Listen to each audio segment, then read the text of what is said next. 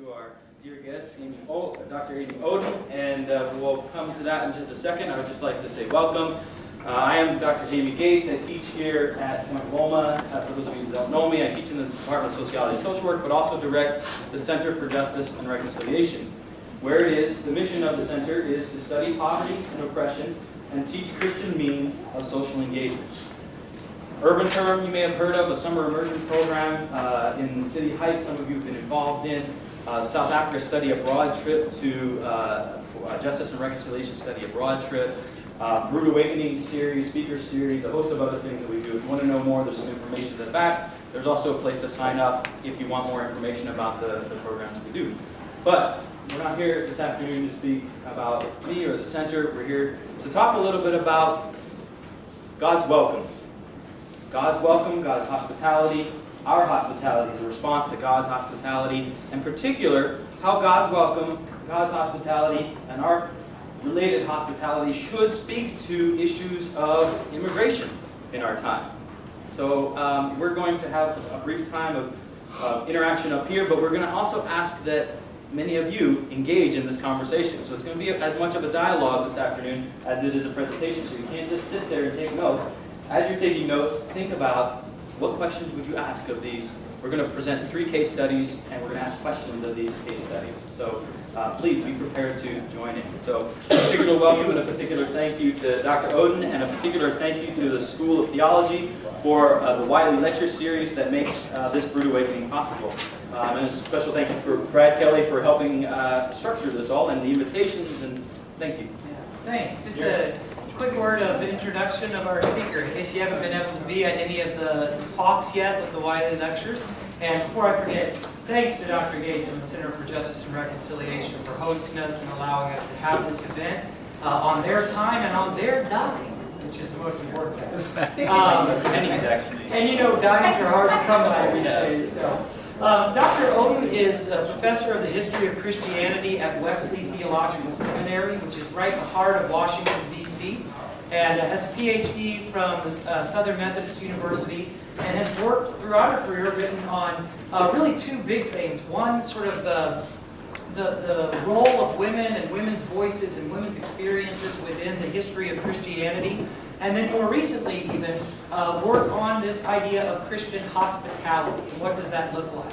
And so just 2 quick plugs before we get started. One, her newest book, sharing the title of the lecture series, right, God's Welcome, is available in the bookstore, so feel free to pick one up, and it's a great read. And not very expensive, so thank you for that. And really kind of a fun read as well, but also challenging. So that's one thing. Second thing, one last plug. You have another chance to catch Dr. ODEN in action tomorrow. She'll speak in chapel in the morning, and then she does the final talk of the Wiley Lectures at 11 o'clock tomorrow in Krill Auditorium. So I invite you to come if you can and take advantage of that lecture as well.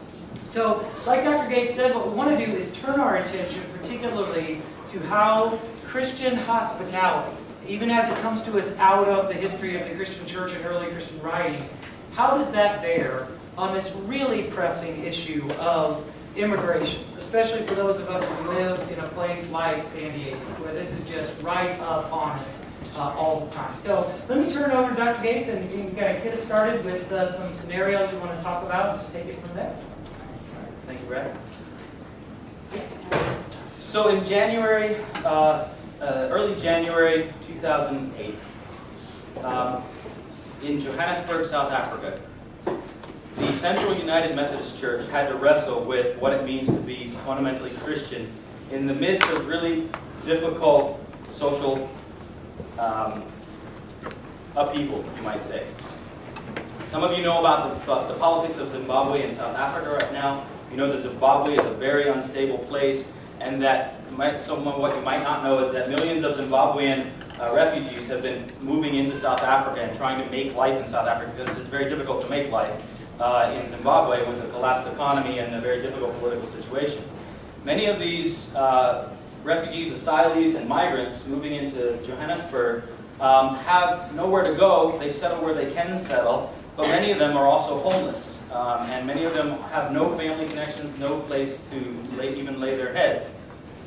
The Central United Methodist Church began years ago opening their doors to those who were homeless in Johannesburg. And in recent years, a high percentage of those who've begun to sleep in their buildings and be fed by their programs and have been Zimbabwean migrants or undocumented Zimbabwean migrants, which in South Africa, under South African immigration law, are illegal. So they're technically living there in South Africa illegally. And so here's part of the scenario. I'll put a picture here, if I can. Here's a picture of some of the sleeping quarters.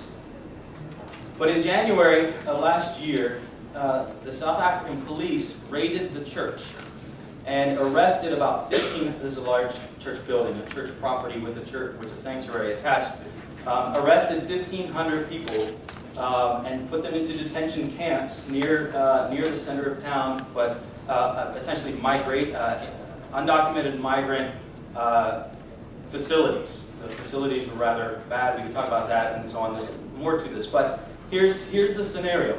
The church is faced with a lot of questions here about what God's welcome looks like in the midst of a church that the police have come into the sanctuary and arrested people who were being housed, people without means who were being housed by the church. So this could go a couple different directions, but I think a big question would be, so what resources do we have from Christian tradition, from the history? This is not the first time that the church has had to begin to think about and wrestle with this, what do we do in this kind of situation? We might be in a more unique situation with the way politics is structured these days. But can you help reflect with us a little bit about, Dr. Oden, about sort of where are there other moments in the history of our church that would help us make sense of this moment? Yeah, early Christians in the first 300 or 400 years of Christianity received illegal aliens and in a sense harbored them. Of course, the Christian movement itself was illegal, right? So Christians were welcoming, it was illegal, to gather in homes and welcome other Christians. And so our whole Christian identity comes out of the practice of welcoming illegals, because we're welcoming our own people. Right, yeah. And then welcoming, certainly within the empire, actually where the government often stepped in is when Christians would receive and take care of people who were sick with contagious disease. And when the government says, okay, we're going to quarantine them or we're just going to let them all die. And Christians would say no. Welcoming the sick is part of what we're called to do. And so we're going to bring them into our homes, or we're going to go into the quarantine areas where they are. And then Christians themselves disagreed about it. So Christians themselves got into a big fight. Well, what good does it do if we all go help these sick people and then we all get sick and die, right? And so that was a conflict. And some Christians, they decided, okay, certain ones of us are going to be sort of commissioned to go do that kind of hospitality work with that population. And so communities had to discern about hospitality, not just everybody indiscriminately. But in the case you're describing in South Africa, the other piece is what's our relationship to the state, the governmental authority? And at what point, do we fight back when the police come into the church? Do we physically commit violence to keep the police from coming in or not? And under what circumstances? So I think that's one of the other big questions that Christians have dealt with. The great history of nonviolent civil disobedience, right? Dr. Martin Luther King Jr. and it precedes him as well, and that's the one we know the best.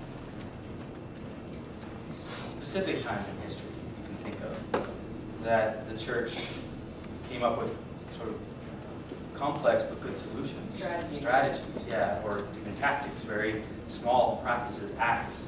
I was thinking about, as you were saying, the early church was illegal. The early church, Constantine made Christianity legal, not just legal, but sort of endorsed. But then, even in that, I'm wondering if the church along the way has had other moments where we needed to re-embrace our illegality. Put it that way. Well, I'll give you a couple other examples. You've probably seen churches where the door is painted red. Have you seen that before? No. And that tradition goes back to about the 5th or 6th century, because red was a way of making it really visible and of saying it's the color of blood. Because once you can get through that blood, in the sense on the other side of the blood of Jesus that protects you, then you're protected inside that sanctuary. And sometimes criminals would take advantage of that, right? And criminals trying to get away from the local sheriff or whoever would go through that door. And the notion was once you went through that door, you were safe and the police couldn't get you. The government can't get you. But in the 6th, 7th, 8th century, we have the disintegration of a lot of the Western economy in Europe. A lot of people were considered criminal because they were poor, right? They couldn't pay their feudal lord. They couldn't keep up. And so it became a kind of a protest, in a sense, for churches to allow the serfs, the very poorest, the lowest classes of people, to come into the sanctuary where they could be protected from manorial lords, feudal lords, who basically could then take their person. I mean, that's all that's left when in the medieval world, right? When you can't pay your debt, then you become enslaved. And so that's another example of how Christians use the physical building of the church. And this category, it raises questions of our times as well. This category of illegal alien is not unique to our time, but the way we construct boundaries right now over who belongs in our place and who doesn't may be quite new. Modern nation state structures citizenship within these boundaries. I'm a citizen of the United States. That means anybody who's not a citizen of the United States is an alien. And that means that if you're here without the official permission of the United States, that I am an illegal alien. Now that category, illegal alien, is not a Christian category. It's not our language even, necessarily. But, and so welcoming, it's sort of that othering kind of language, right? So I'm thinking of these South African Zimbabweans, or the Zimbabweans who are in South Africa. Zimbabwean and South African are both nation state terms, right? And Methodist, that's right, political boundary terms, right? And the Methodist Church is saying something about that language, is saying something about those categories. How do you reflect on that? Well, early Christians would say our deepest identity, right? Our deepest identity, deeper than our political or social, even deeper than our familial, our identity of families, is that we're created in the image of God, right? And that's the warrant for welcome. Early Christians say the reason we welcome other people isn't because we have the same political identification, even the same denomination, but because we recognize the image of God in another human being. And so that's our most true identity. And then we layer that, with all these other identities. But is that? I think that's helpful to think let about. me ask, if I may, let me ask this, and you might want to throw this out to get them to respond. I'm not sure. But imagine this scenario that Dr. Gates has presented here. And if they have these congregations have sort of gotten you on a plane and brought you out there for the sole purpose of spending 2 days to advise them on how to handle this situation, what are you going to say to these congregations? Now, granted that it's Zimbabwe. It's not the United South States. Africa. I'm sorry, it's South Africa. It's not the United States. Given that, what would you say? Feel free to deflect. But what would you say to them, drawing upon the kinds of things that you've worked on and talked a lot about? I mean, I do think it's a helpful example of what risk looks like in hospitality. That hospitality requires us to take risks. And as soon as they let those Zimbabweans into that church, they knew that they were taking significant risk. But that risk has to be wide-eyed. It has to be intentional. And I think all of the questions that the leaders there surely have about safety of children, of families, that there's nothing romantic, right, about welcome. And I think that's the danger when we start talking about it. I don't think that we can make the case as Christians that violence against the political authority is faithful, it's also not very effective. I mean, just on a practical level. And so I think to develop a strategy out of that that moves beyond this one building with this 1,500 people into, now how are we going to relate to illegal aliens who are helping these camps? Because it's a huge, I mean, it's a lot more than this 1,500, and it's a bigger issue than our church in this place. But that's the next step to be a conversation. But what would you all say to them? Would you say, you know, you're letting your Christianity just go the wrong direction? You're not making a witness here. You're spending all your energy with these 1,500 people. Or would you say, yes, you're doing absolutely the right thing? Now we have a room full of advisors. Yeah. We have a lot of Yeah. I mean, that's a genuine question. Well, I think I'll say yes. I mean, I think that we're bound in time, and so at the moment, we're called to do what's best. And in that moment, the closest, image of God is people suffering.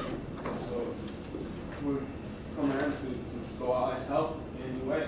Whether it's making them, helping them have somewhere to sleep, or eating food, or whatever it is. Even if it violates politics or economics or anything, because that's what Jesus did. I mean, he stepped out into the society and he violated even the religion that he was supposed to follow. And then what if all the people, like all the wealthy people who give money to your church to keep these people fed, say, I'm out of here. I don't want to do something illegal, and if you're going to keep these people here, I'm leaving. So now you don't have any money to feed them. You would still say, we still have to keep them here. No, then I'll take it. Then I'll change that. Okay. Because I'm damaging them more than helping them. Okay. Someone else? Yeah. If you're the advisor to these congregations. Oh, you're the pastor. I didn't want to go there. Okay, all right.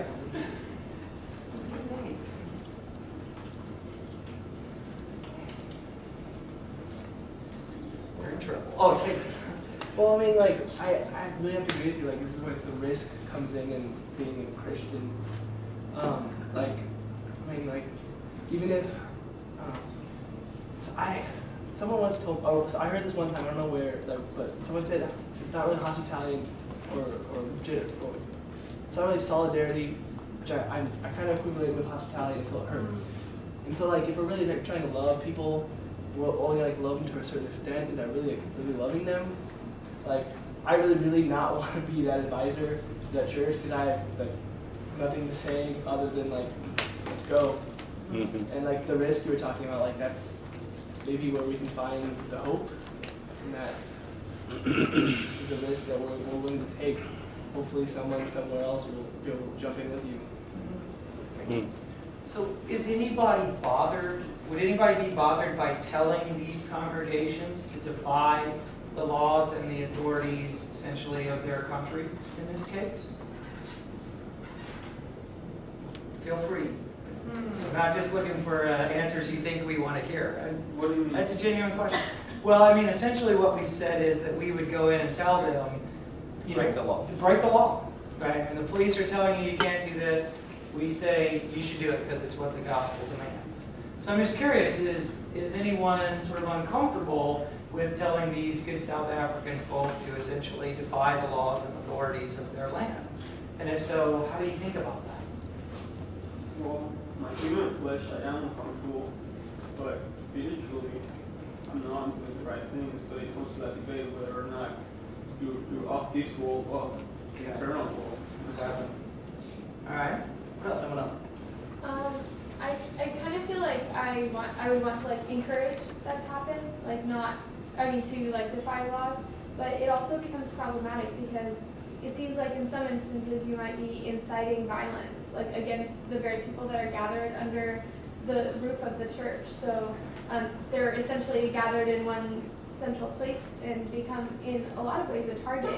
And so I don't know if I would really have a problem with advising people to subvert the law, but I do think it would definitely have to be thought of maybe more creatively than just no, break the law and gather everyone under your roof because it's dangerous. And I wonder if we brought this a little closer to home, if any of our feelings would change. Jamie, you've got another, excuse me, Dr. Gates, you've got another scenario, right, that is a little closer to home. Do you want to toss it in and see if it impacts our thinking? So some of you, most of you were only born during this decade, but in the 1980s, the church in the United States had to begin to think about its role in receiving migrants from Central America. 70s and 80s in particular, Central America was a very dangerous place. Nicaragua, for example, not all of Central America, but Nicaragua, let's say, get very specific. And we were involved. The United States, when I say the we, I say the United States was involved in some of the good and bad that was going on there. And read a little into your history books, you know what I'm talking about. And with that disruption, let me mention a particular student graduate of ours came to the United States, undocumented, and his parents brought him here as a young child, fleeing the violence that was in Central America, and Nicaragua in particular. Now, in the late 90s, Bill Clinton signed an executive order which essentially made all of those who came from Nicaragua at that time no longer undocumented, but now under legal status through an asylum clause in the U.S. But in the 1980s, they were undocumented, and churches around the country started to create spaces in their churches to house the Nicaraguan migrants who were undocumented, so that they wouldn't get arrested by what was then called the INS, the Immigration and Naturalization Services. Bring that even a little closer to history. In the last 3 years, churches around the country have begun to bring families from, in our current environment,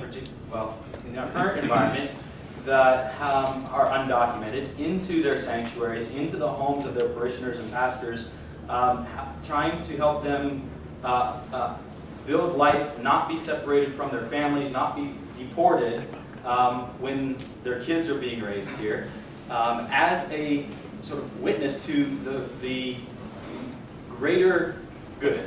But they would argue that this is a complicated situation, and that these families are being squeezed by political pressures and harmed and ripped apart by political pressures that are much outside of their purview. And so, as a way of providing, and in the 80s it was called the sanctuary movement, and here in the 2000s they're calling it the new sanctuary movement. But very much connected, Dr. ODEN, to what you were talking about with the red door.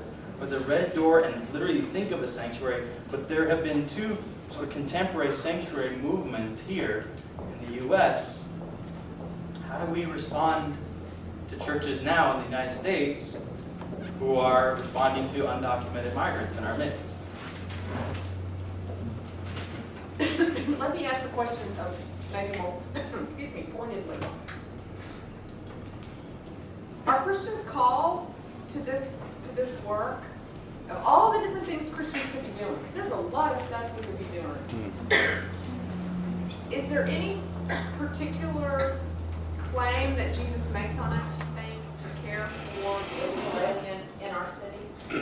What churches are doing, and not all churches are doing. But do you think, gosh, if we could just feed all the kids in public school, we'd be doing good,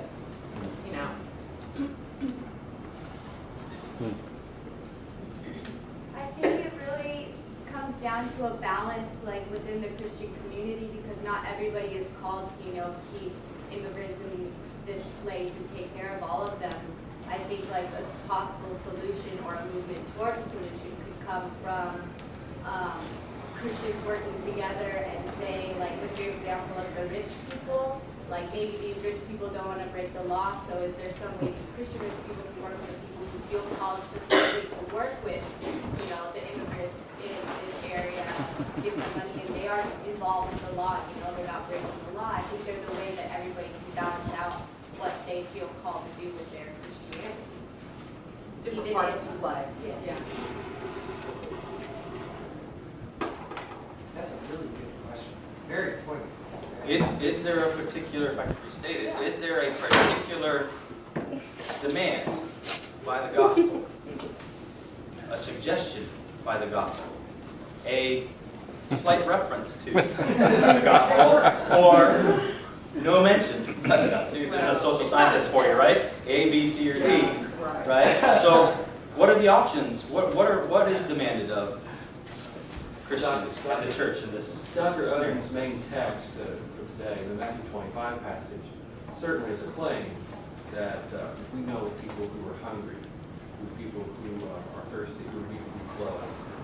And we, as seeing ourselves in this family of God, are not receiving them, then we are missing the boat because we're not receiving or doing for God what we have been called to do. In my own church in Tulsa, the more recent implication has been that INS, or the government in Tulsa, was okay with allowing undocumented people to attend church. We discovered after the fact that we had hired a pastor who was undocumented, and then the state came after the church to sue the church for hiring now this pastor, which put us in an interesting kind of jeopardy that we still struggle with at some points. But I think the claim from the scripture point of view is certainly is the Matthew 25 passage.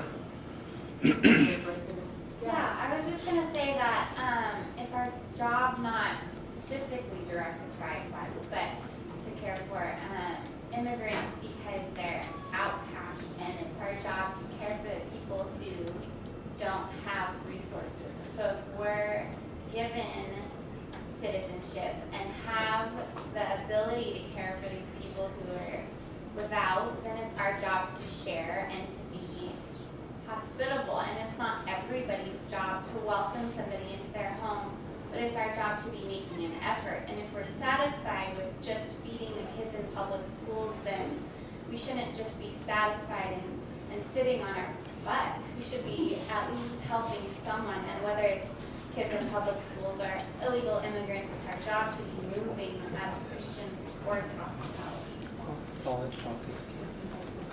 I'm struggling over the legal and illegal. And I have no problem understanding the gospel in its context. But when we bring the moralistic part and obey your laws of your government and you put that into the mix, then all of a sudden the story gets confusing. Because you want to be a good law-abiding citizen based on the scriptures, but you also want to be a believer and obey the scriptures as well. And so the tension there is so great that you say, okay, well, if people are legal aliens here, we have no problem being good to them. But there's something about that piece of the illegal and legal that I think is very difficult about this issue. I think on that line, like what you said earlier, our ultimately citizenship doesn't lie in America or in political borders, but in Christ and in God.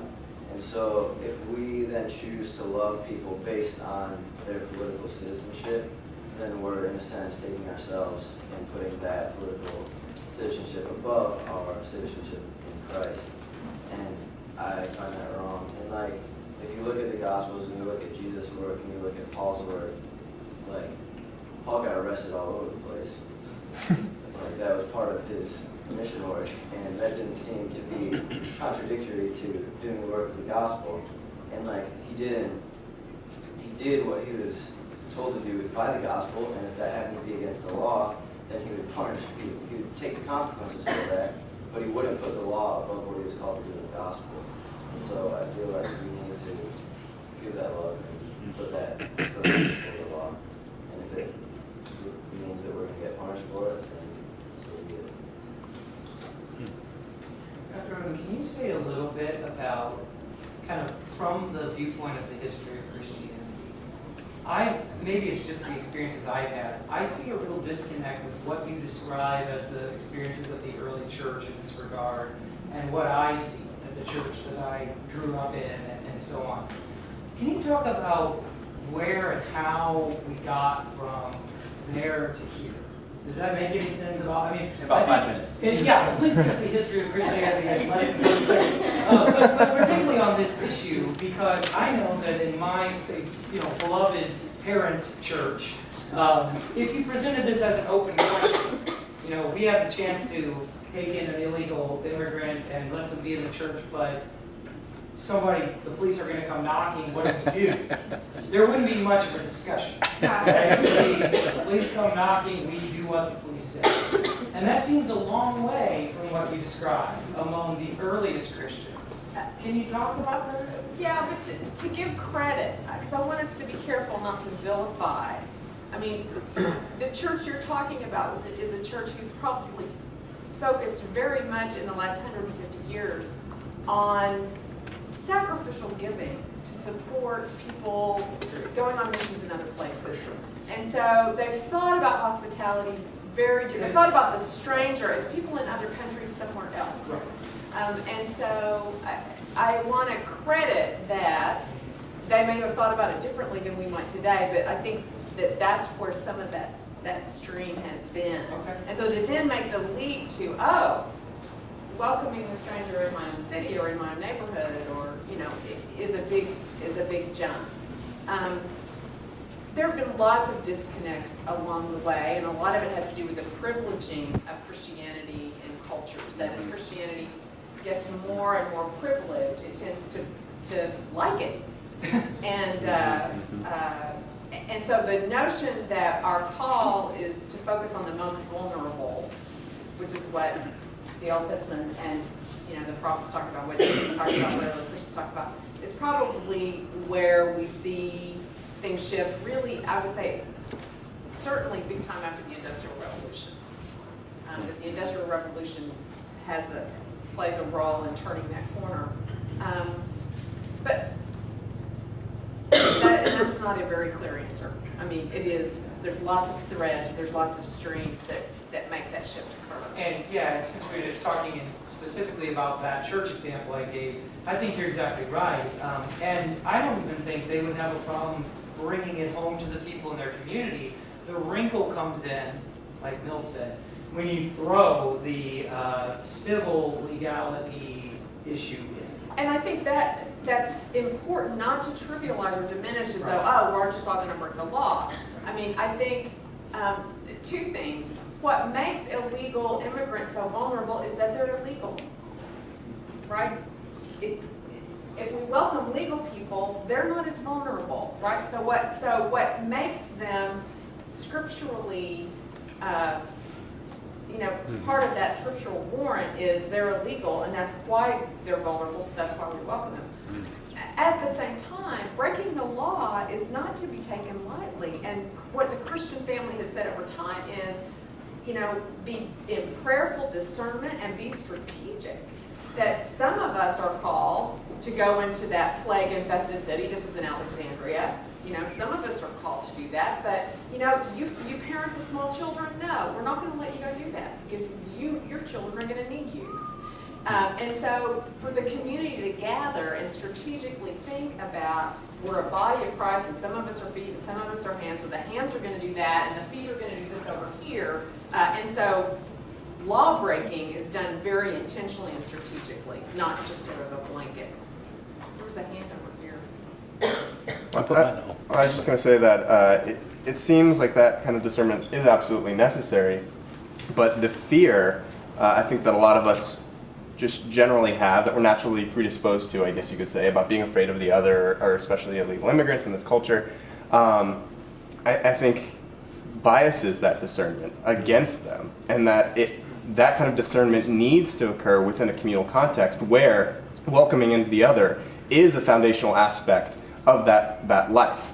And so if we relegate that kind of discernment to individual Christians deciding where they feel their call is to respond to the other, I think we're going to get a lot of people who lack the courage and the kind of wisdom that is necessary to move forward in creative ways to figure out how to help the other, the immigrant, whatever, in our particular contexts. So while I hear what you're saying, I would hope that our churches have a very robust sense of hospitality, first and foremost, before we begin to go down that road, so that we're not just kind of leaving individual Christians to a very precarious kind of rationalization process about where they fit or might fit in or might not fit in, and going through those very complex issues alone. I'm just going to tag on, and the young man with the headband up there. I think it's really important. I agree, and the recognition that if one does break the law, I'm thinking of King now. I mean, you know, he was willing to go to jail. He was willing to accept the consequences of illegal acts against the state, if you will, without responding in violence. And that too takes a great deal of discipline and the kind of thing that Kaz is talking about in terms of a community. And what I fear is that most of our congregations, and this is not, I mean, I fear that most of our congregations don't have that kind of collective chutzpah, you know.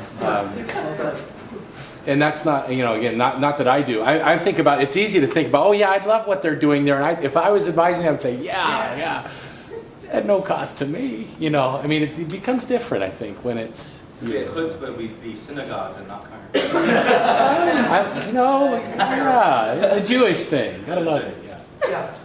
Please. I was going to say, well, when you said the call, it got me thinking about that there's definitely a fine line between that we are called to meet the needs of those that are in need, meeting their needs of hunger and clothing and shelter and things like that, but then the fine line between meeting those needs that they have and then trying to guard them or protect them from breaking the law, I guess. You know, is that our call?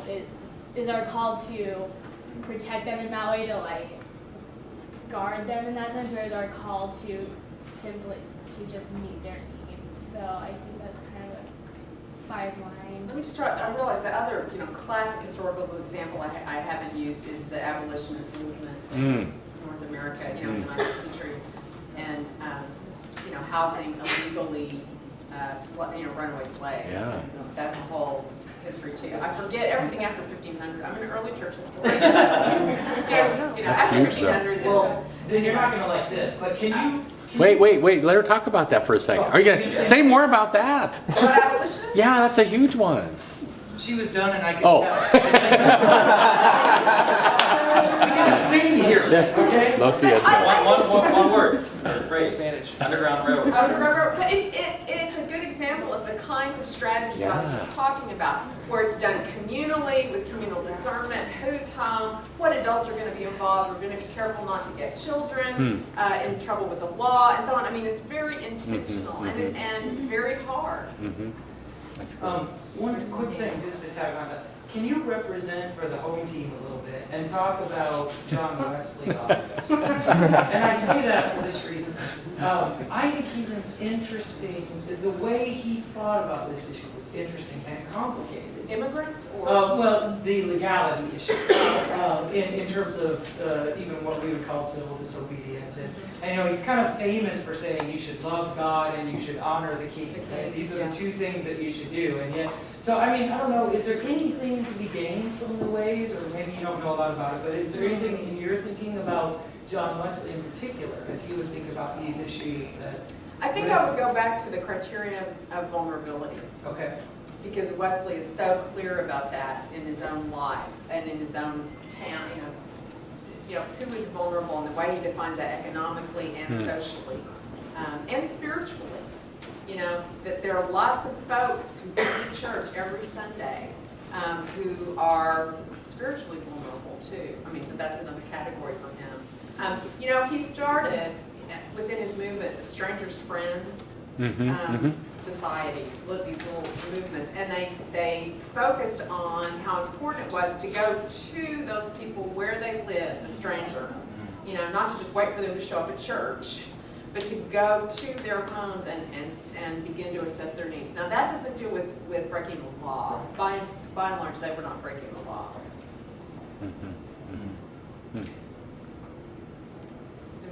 I'll let you guys Feel free to call. Go ahead.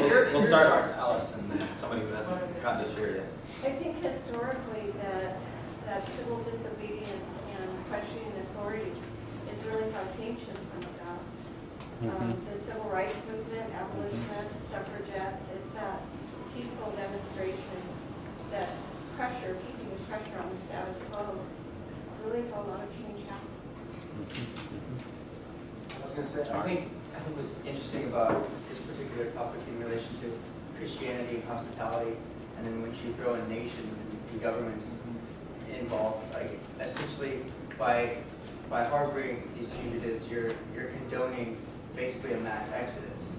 If that's really what you believe, then you're inviting everyone and anybody, which I think is one of the main reasons people are afraid to not abide by the law of evil. Say some more about condoning a mass exodus. Say some more about that. Well, I mean, like especially with Mexico, I mean, the main reason people don't want to, open the borders is because there are, millions of Mexicans that would just flood into the United States. And I mean, hospitality essentially is about helping those people that are within your bounds, but it's obvious you can't help everybody. At least each one of us, we can only do our part where we're at. So I think that's why people are quick to divide Christianity and this issue in particular. It's overwhelming. Yeah. Perhaps a quick illustration of that. Speaking of the border with Mexico, do you want to share the illustration that you have with that to add to the conversation? Yeah, there's a couple of sort of layers of sort of assumptions behind the way you frame that I'd just like to mention real quick. And the Mexico-U.S. border relations are probably the most palatable in this room, right?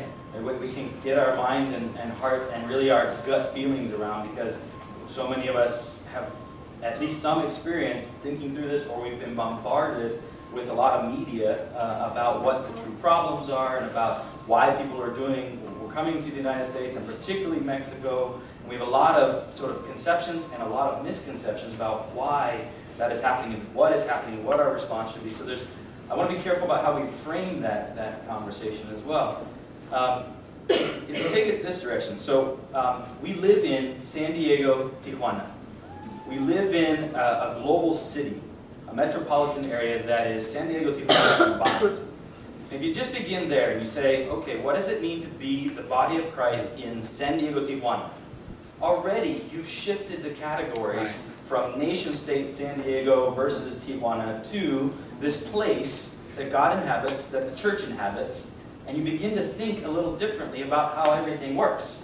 So in the parish of San Diego, Tijuana, we have certain ways of interacting with one another that begin to not make sense as much.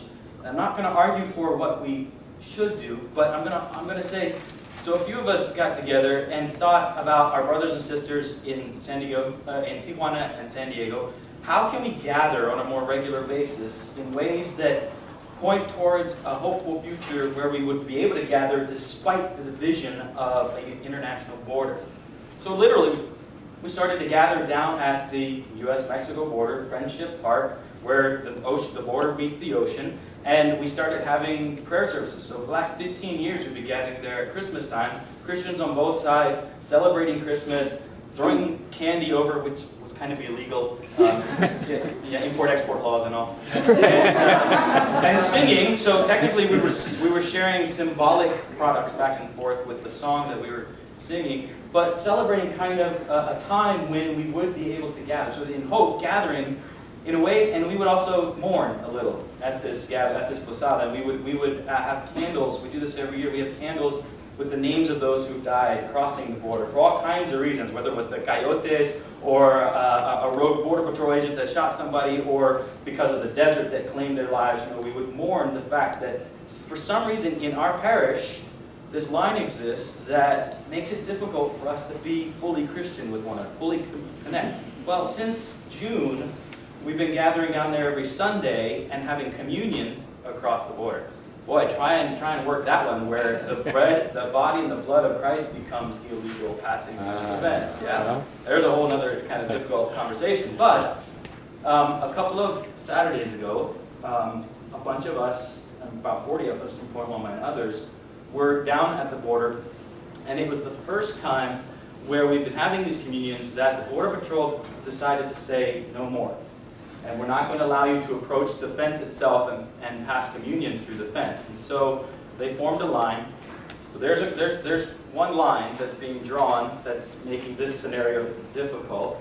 I should set it up this way, that we had organized not just a communion for that day, but we had organized a cross-border choir to sing the Fares Requiem, which is a funeral mass. We had, a strong soprano lead on the Mexican side, and our own Craig Johnson, baritone, singing on the U.S. side, and a choir, literally singers on both sides, with communicants or communion folks ready for communion on both sides. And they stopped us about 75 feet from the fence, so we couldn't literally come and be singing with directly next to each other, and we couldn't share communion that day. Later on, that particular day, 6 people who identified themselves as Minutemen came to the gathering. And people who have thought of this gathering as something of an illegal gathering were wanting us to, were lots of ways they critiqued us that day, but nonetheless we're gathering in protest of the choir and the communion for doing something that would make life more dangerous for everyone in the United States. So I want to show you a brief clip of the interaction of the choir, the Border Patrol, and the Minutemen, and then discuss that. I hope we have sound. Yeah, I'll move it over in just a second.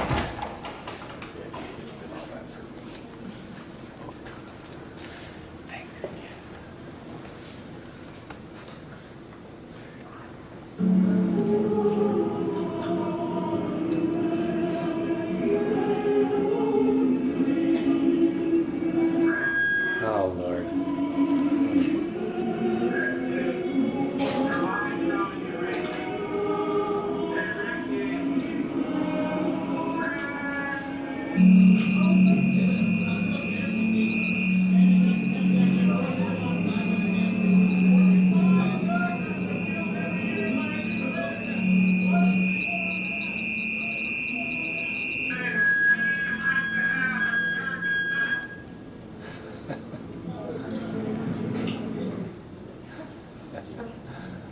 I'll just pause it there.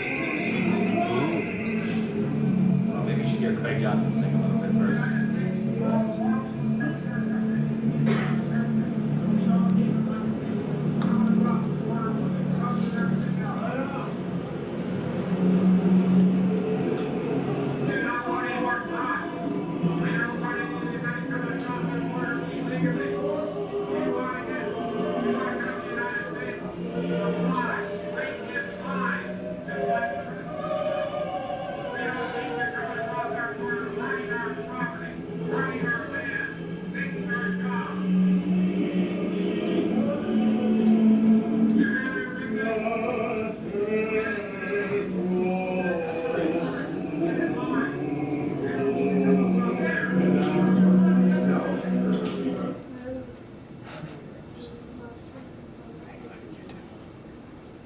What's that?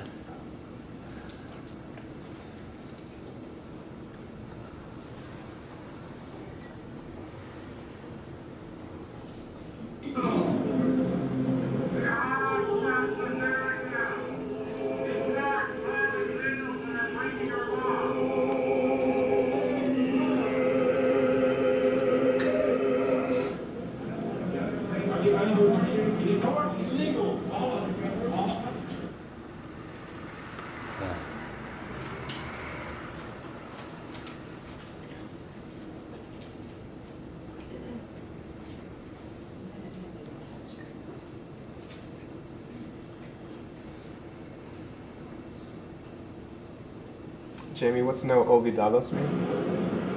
No olvidadas? Spanish speakers? Don't forget. Don't forget. Don't forget. So what you're seeing here is the pastor said, I cannot but serve communion in the midst of a communion service to those who gathered. And if you won't let me walk through the fence, you'll have to arrest me. And they detained him. They didn't arrest him, but they detained him.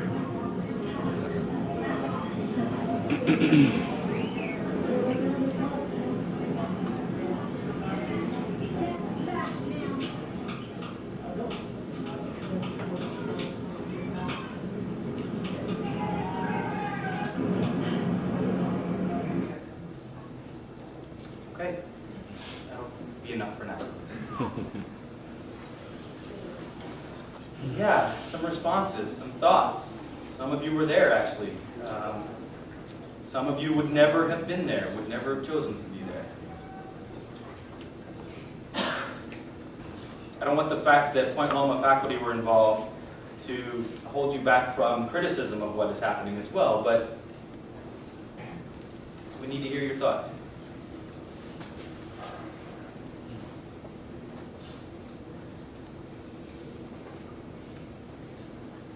I guess what I don't understand is what is technically illegal about that? Just the fact that they're hanging bread across the fence, or what is technically illegal to the fact that they won't allow this? Like I don't see why something like this has any illegal acts in it. Officially, when we pass candy over or through the fence, it's officially illegal by international trade laws, and so it is contraband in that sense. And the Border Patrol is really concerned about the passing through of information and illegal products, drugs, and this border region is a very, it's a high traffic area in general. 300,000 people cross the border a day at San Ysidro and Otay Mesa, right? And so anything passing through, the government is interested in, part of it. You see that it's torn up down there. So they are actually they've recently, in the last 2 years, funded the border wall to build a triple wall all the way to the fence. So part of the reason that we gathered there is to ask them to please keep a space as they build this wall where people can actually gather and touch one another still. Because a triple wall would separate people at 3. And in the construction of that fence, the Border Patrol, or the federal government now owns that 75 feet from the wall out to where we're at. The state parks owns the rest of the park and controls that. So they can say you are trespassing. So there's a legal boundary for trespassing on federal property that they can legally enforce. For whatever reason, they say you're trespassing on federal property. That's right. As much as I think this is really amazing and important, like, could it possibly lead to less contact with them because, you know, like now they're seeing like, oh, now they're passing convenient, now they're doing this, and they're getting stricter and stricter, so could it lead to, you know, I guess, less options to be able to even do things like this, and almost kind of perpetuating the situation? Good question. Good question. Someone else respond. Yeah, I think this is awesome to see. Just like we see so much with Christ, you know, the non-violent way of, just his way of continuing the worship underneath the law and non-violence. And I think we see that a lot here with, you know, they asked you guys to stay back 75 feet, and you did, and you sat there with these screaming Minutemen around you that, like, really you just watch us, you want to punch them. And everyone's sitting there peacefully, like, worshiping, like, despite how aggravating these people are. I just think that's a neat way of, it seems very Christ-like to me. So Keith Peterson, the director, Professor Keith Peterson from here, really took the lead. His podium was knocked over twice, and people helped set it back up again. And he never stopped the requiem. It's a 20-minute requiem.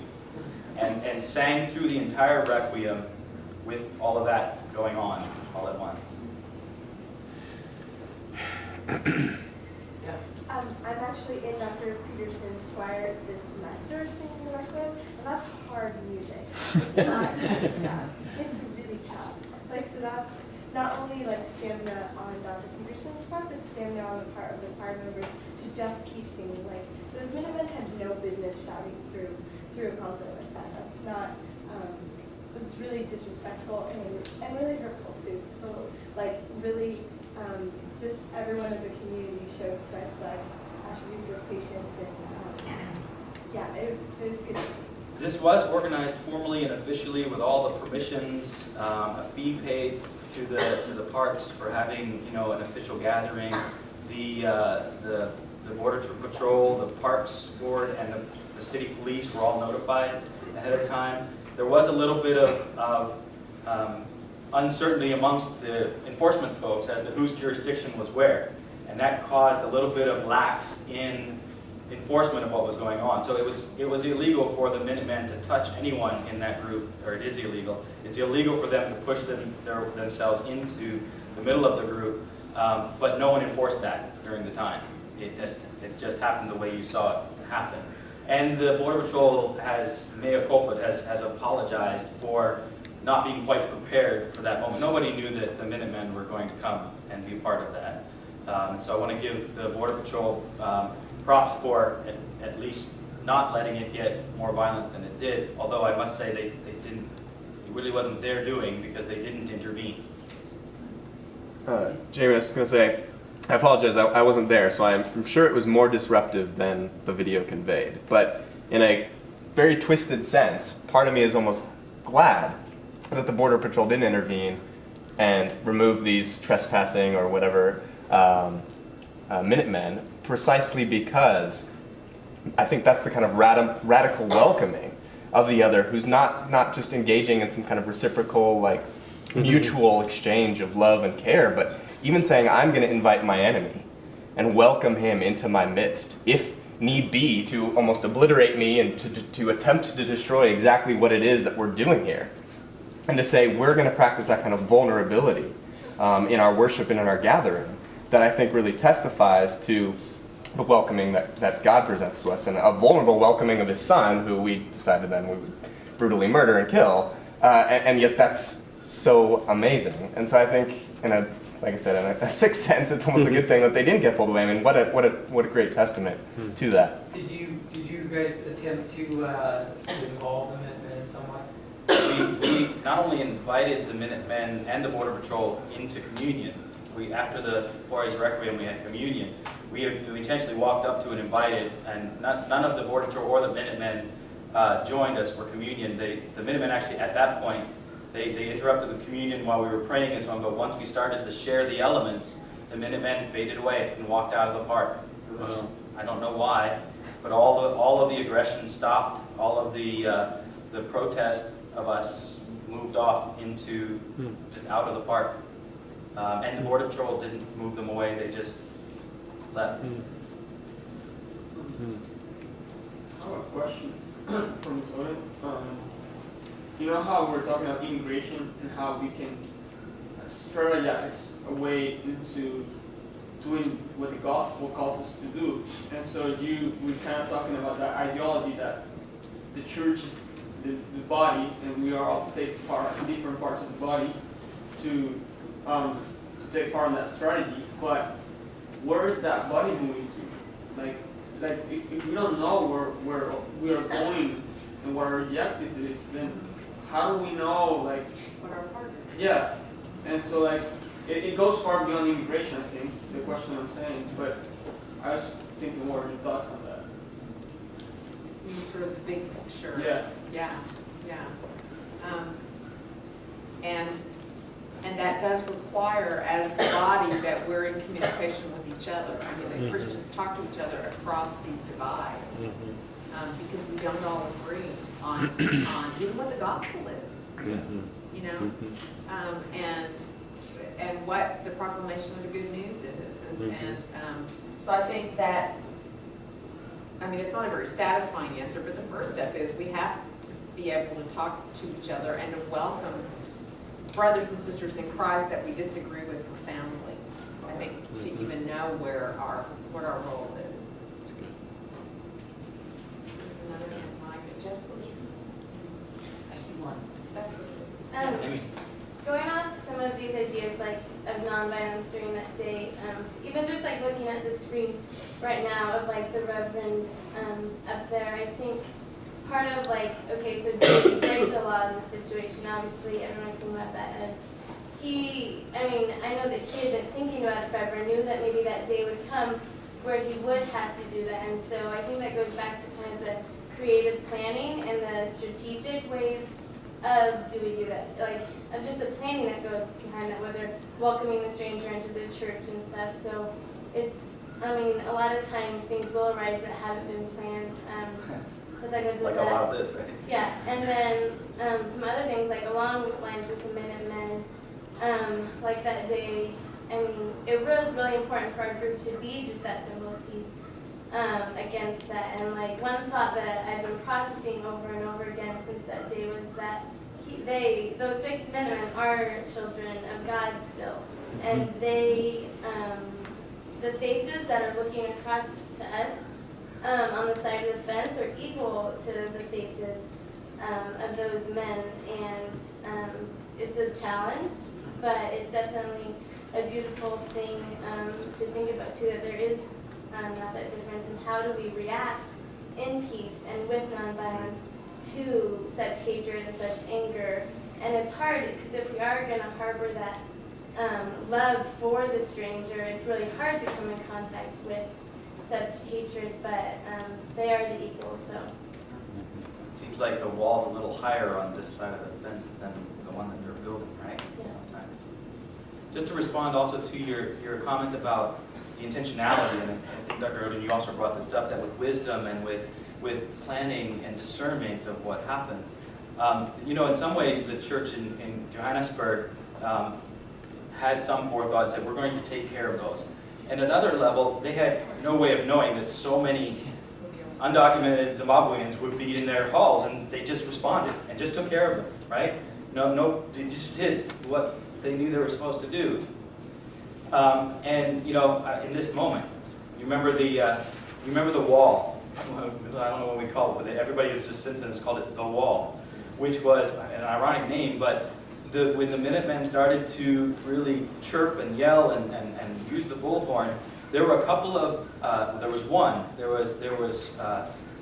pastor who literally had marched with King, and Vernon Mitchell, Brethren pastor, who quickly gathered 4 big people, interlocked arms, and then just kind of moved and wedged their way carefully and gently, but forcefully, in between the Minutemen line and the choir.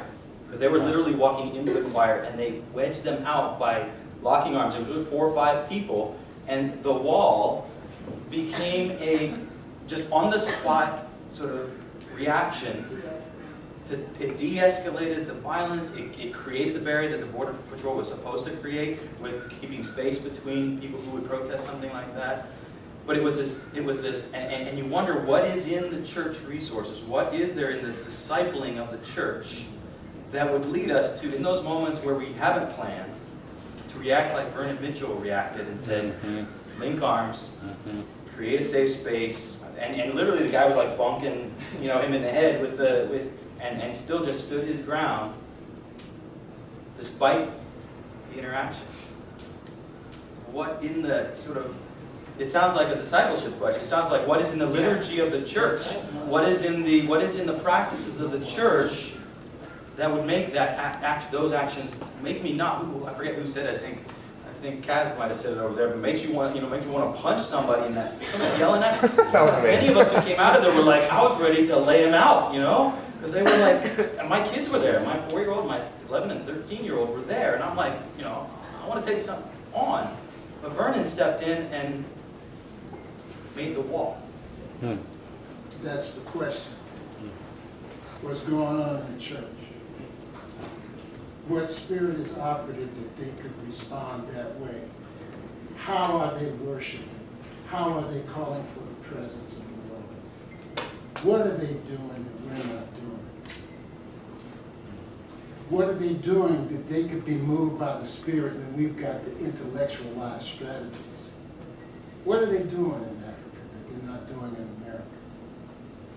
Yeah, can you talk a little bit about formation? Give us some things that we can do to end up in that moment where we have that imagination. Well, Wesley would say it's the love of God shed abroad in our hearts. It's nothing fancy. It's the presence of, it's that daily walk that we are all in, where we're doing, all of our practices. We're in the Word. We are, steeped and bathed in the Word, in prayer, in fellowship with one another, in holy conversation. We sing, we worship, it's all those basic practices of our life together that keep us connected to the movement of the Holy Spirit.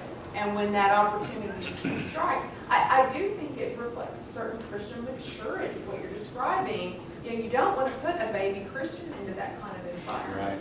I mean, I think it does take a real deep love of God to be able to bring that peace. I think that's helpful because I mean, I think it pushes us to think about those practices that we do. And then many of us were brought up, you do these things because they're on a checklist. If you're a Christian, you read the Bible, you pray, whatever. I think it encourages us to turn that around and start thinking about those as formation practices, that we do those because of the way that they form us. Let me push the question just a little bit harder here. So one of the, three of the Minutemen, at least three of the Minutemen, were quoting scripture the whole time. Oh. At least three of the Minutemen had identified themselves as What Christians. scriptures? You need to tell us. The New Testament, I'm sure. Do you remember? That's right, New Testament scriptures. I can remember in just a second. Okay. Well, I may be able to remember. Identified themselves as Christian. Sure. And I don't want to deny that to them. Yeah. The parks ranger, the lead parks ranger there, I go to church with, John Irwin. You and John and I can sit and talk with you at some point about that whole relationship. The lead border patrol agent in San Diego and LA is a member at First Church. They are us. We don't want to conceptualize this as a situation where you had Christians gathering and singing in the choir, and you had Christians gathering and you had these ungodly Minutemen out there, or these ungodly border. Be very careful here. Them is us. Right. Them is us. And so there's one formation, there's one kind of Christian formation going on amongst some, and a different kind of Christian formation going on in others. And there's a lot of overlap. But there's some things that are different. And so this seems to me a little more complicated than just saying if we were worshiping and if we were going to church and if we're reading scripture and if we're singing in the choir and if we are being youth pastors, that it necessarily leads us to build the wall or even leads us to have a choir standing on the beach where the water meets the ocean. I'm not saying you're saying that, but I want to push the question Well, and I a think little harder. the careful, so the logic here, the careful logic is to say that our fruits, right? Those actions that you all did, those are fruits, and fruits come from a lot of careful cultivation over a lifetime. We cannot then logically say the reverse, that if we do all these cultivation, then we get fruits, right? And I think that's the logical error. Yeah. Thoughts? I was wondering about those Minutemen too. I mean, that's why I asked you about scriptures because, in Dr. Oden's little book, I think that you would say that somehow, I'm thinking of Jesus saying, love your enemies. It's not just like the stranger. There is that other category that's even more threatening to us, the enemy. But in the case of people trying to be hospitable to those guys and trying to figure out, okay, where are they coming from? What kind of formation have they had, whether it's in the church or, just in their, cultural formation that they think it's important to be there, blasting that thing while you people are doing what you're doing. To actually talk to them. I don't know that they would have wanted to do that, but it seemed to me that hospitality would finally call us to, okay, talk to me about what moves you to, why do you find what you're doing so important? What is it that you're protecting or think that you're protecting? Or Two moments of real humanity. One Border Patrol agent was yelling this as loud. Not Border Patrol agent. One Minuteman was and these are self-appointed guys, right? That's what I meant. Yeah. Absolutely. Well, one Minuteman was yelling as loud as he could. These illegals have killed my sister. Okay. So there's some history. And there was, a couple of comments like that, but that was one that just burned into my memory, that there was this anger and deep frustration, and they thought that what we were doing was going to cause more people to come and kill more family members maybe, or that was a result of a lax border policy, for example, that his sister was I don't know how exactly, but that comment, just brought home something more is going on. A second experience, John Irwin, drove his white truck down on the state parks ranger, drove his white truck down onto where the group was. And there was a 4'10" abuela, a grandma, who was there in tears because of what was happening. She had walked the entire, it was a 45-minute walk to the spot and a 45-minute walk back, just in tears, and she couldn't stand anymore, so she was sitting for a part of the time. And we brought her over to John, and I said, I know you're not allowed to do this, but, and he just didn't hesitate, not a hesitation. He said, why don't I take her back in my truck to the parking lot that's a 45-minute walk away, and he sort of broke protocol for what he's supposed to do and helped her in the midst of all of this back to the parking lot.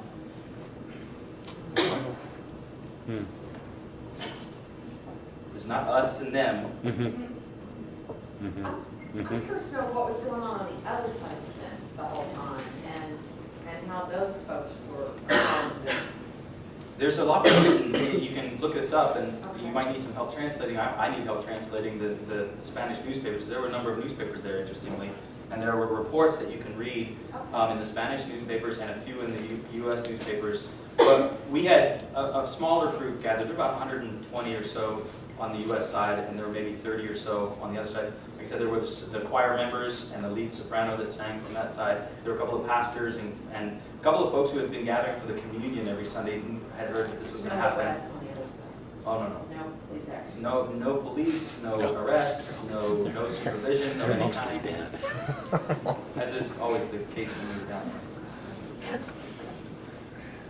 So in some ways, to bring this back to our response, I mean, there's lots of questions that should come out of, the three scenarios we've given here.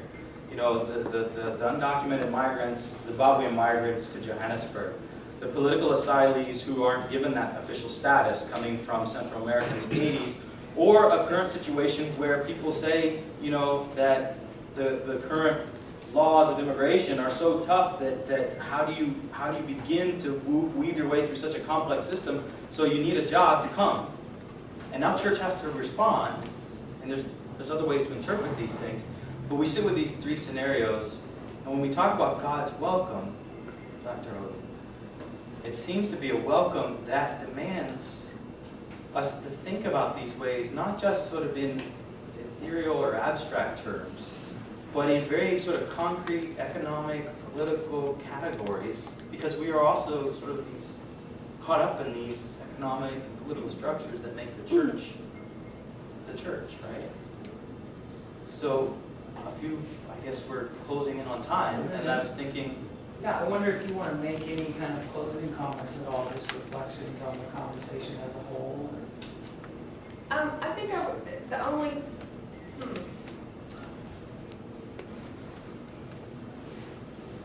I want to say again, what's at stake? What's at stake if we as Christians fail to welcome the most vulnerable? And what is at stake is the gospel of Jesus Christ. That's what's at stake in a post-Christian world. Because the folks outside of Christianity can look at us and think we're just happy as clams, locked up in our churches and happy with ourselves, self-satisfied in our little fortresses. And that's not the gospel of Jesus Christ. So I want to connect and make clear that a lot is at stake in our practice of hospitality. Would there be as you might recommend to us, either someone from the history of Christianity that you found in the early Christian writings that you think is really helpful to read when considering these things, or other than your work, of course, others that you might, just a book or two, a writer or two? Oh yeah, a great place to start is Christine Pohl, P-O-H-L, has a book called Making Room, and she does a kind of a historical survey of hospitality. In the early Christian church, I think John Chrysostom is just an amazing preacher, and he's got lots of sermons you can definitely steal from on welcome, and especially what that looks like in a dominant culture setting. I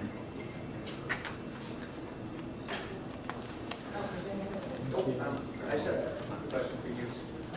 You possibly talk about the relation. She talked about how in post-modern or post-Christian world, what's at risk is the gospel of Jesus. But I think there's also some practical applications where the gospel of Jesus also, I guess, overflows into actual society. Like not just, like maybe the reason that that guy that was angry, his daughter was killed, and Exactly. the reason she was killed is because no one reached out to that person. So he resorted to his own means. You know, because I mean, I think there's just a reciprocal practicality there. What a profound observation, right? I mean, if the church was being the church and had embraced this person whose family had been killed and walked with them through, it may not have guaranteed a different reaction, but it's a little more difficult, I think, guided by the pastoral work of the church, to engage with that level of anger and I don't know what to name it more than anger, but wow, I hadn't thought about it that way. That was sensitive. Yeah. That was really sensitive. So the failure is not just of the church in that moment, or of the church in, you know, those spaces with immigration. The failure is some broader pastoral, something to confess, right? Something for us to confess. We talk about, like, you know, there's a divide between, you know, especially like laws and legislature and all that. But really, I mean, they should go hand in hand. And the fact that, you know, we could avert crime and poverty if we reached out and bridged the gap. Deeper justice issues. Yeah. There's a hand up. Insurance, schools, jobs. In their minds, immigrants are coming over and getting the perks that people in this country as citizens can't get. Root of resentment, root of hatred. Got mad at you for giving comfort and aid and encouraging those people. And I'm saying that facetiously. Yeah, no.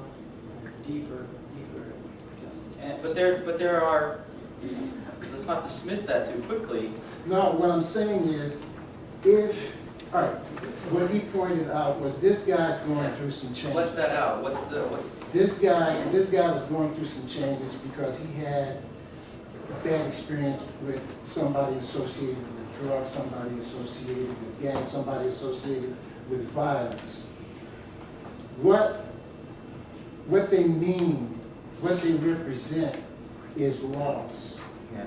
And if you understand that where they're coming from and the position that they have, and if there's not a lockdown, but an openness to appreciate their circumstances, then maybe there might be some grounds for communication where you possibly could bridge the gap. But right now, what I'm hearing, it's just a bunch of out-of-line Minutemen that were doing wrong in the company of a group of people that were doing righteousness. And it's like, wait a minute, those people There are more layers of wrong. There's Right. More things happening in that dynamic. And that thing that was said, that when you had that epiphany, it's like, wow, I hadn't thought of that. You know, like maybe to say, wow, man, you know? Instead of... Well, Richard, I'd like to, I think we're close to the time that you've committed to being here and the time that we want to hold Dr. Oden. And I think to allow your word, I think you're driving towards a word of hope in all of this, sort of a way, as I'm looking at, the doors were open just a minute ago, and the flags were like whipping in here, right? And the Christian flag and the U.S. flag were like kind of doing the same, right? I don't know if anybody else thought of that was really odd and poignant for the moment. And, you know, I guess I wonder what would be different about us if our citizenship was primarily in the kingdom of God, if we saw San Diego Tijuana as our parish, what wouldn't make sense anymore? What kinds of questions would the church begin to have to ask of itself if that were the case? Chew on that And when you have the solutions, email me. Dr. Oden, thank you very much.